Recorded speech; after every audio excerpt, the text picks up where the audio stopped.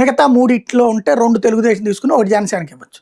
లేదా పవన్ కళ్యాణ్‌తో చెప్పి తెలుగుదేశం వాళ్ళని ఎవరినైనా జనసేనలో చేర్పించి ఇవ్వచ్చు. ఇంతకుముందు గనక జనసేనకి అట్లాగా బోలెడంత మందికి ఇచ్చారు కదా సీట్లు. బీజేపీలో కూడా తెలుగుదేశం వాళ్ళని తీసుకెళ్ళి బీజేపీ తరపున టికెట్లు ఇచ్చి గెలిపించుకోలేదా? అట్లా చేసుకోవాలి వీళ్ళు. లింగమనేనిని తీసుకెళ్ళి వీళ్ళ తరపున ఇవ్వడమా? లేకపోతే అతని పేరేంటి భాష్యం రామకృష్ణ సిద్ధంగా ఉన్నాడు. ఆయన్ని తీసుకొచ్చి వీళ్ళ పేరుని ఇవ్వడమా అన్నటువంటిది జరిగేటటువంటి అవకాశం ఉంటుంది. దానికోసం ఏమన్నా అడిగితే అడగచ్చునేమో అక్కడ.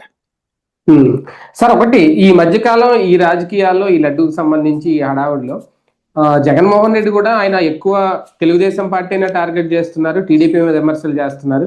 కూటమిలో ఉన్న జనసేన గురించి కానీ లేదంటే బీజేపీని కూడా పెద్దగా ఆయన కూడా టార్గెట్ చేసి మాట్లాడట్లేదు. ఆ విషయంలో ఆయన మరి ఈ ఫోకస్ అంతా దీని మీదే ఉంది. ఓ పక్క బాబు గారి నుంచి కూడా మిగిలిన పార్టీల మీద ఒత్తిడి ఉంది జనసేన బీజేపీ మీద అని. మొన్న మీటింగ్ తర్వాతే వాళ్ళు కూడా కొంచెం మాట్లాడడం మొదలెట్టారు, జగన్ మీద విమర్శలు చేయడం కూడా మొదలెట్టారు. ఒక సహకారంగానే ఈ విషయంలో కేంద్రం నుంచి కోరే అవకాశం ఏమన్నా ఉందా బాబు గారు? అందులో కేంద్రం ఏం చేస్తుంది? రాజకీయం ఇక్కడిక్కడ కదా.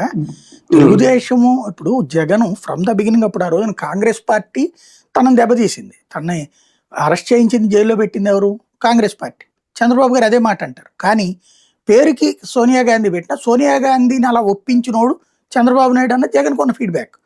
దాంతోపాటుగా తెలుగుదేశం పార్టీ ఇంప్లీడ్ అవడం వల్ల అన్ని రోజులు జైల్లో ఉండాల్సి వచ్చింది. తెలుగుదేశం మీడియా రాసిన వార్తలనే ఎఫ్ఐఆర్ కట్టారు ఆ రోజు సిబిఐ మనం గుర్తు తెచ్చుకుంటే కనుక. కాబట్టి అదంతా చంద్రబాబు నాయుడు తన టార్గెట్ తప్పించి సోనియాని చేయలేదు అతను.